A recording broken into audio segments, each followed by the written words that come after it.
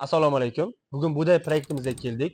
Bu proyektda qilingan moliyaviy ishlar bo'yicha hozir kompaniya rahbarining o'zidan real odzivlarni eshitamiz. Abdug'ani o'zingizni tanishtirib o'tsangiz. Mani ismim Abdug'ani, Buday kompaniyasi rahbariman. Biz esa somsavosh tanlanadi. 5 yildan beri ish faoliyatini yuritib kelyapmiz va shu kunga qadar 200 mingdan ortiq mijozga xizmat ko'rsatib kelyapmiz. Kompaniyada moliyaviy jarayonlar ishga tushmasdan oldin vaziyat qanaqa bo'lgan va bu tizim ishga tushgandan keyin qanaqa darajada o'zgardi? Shu haqida qisqacha gapirib bersangiz. Oldin hisob-kitoblarimiz xayolida, qog'ozlarda qilinardi va buning natijasida ko'p xatogarchiliklar va foyda-zarar aniq raqamlarni ko'rolmas edik. Siz bilan ishlashni boshlaganimizdan beri bitta telefon orqali onlayn tarzda aniq raqamlarni ko'rishni boshladik. Moliya faqat katta biznes egalari uchun kerakmi?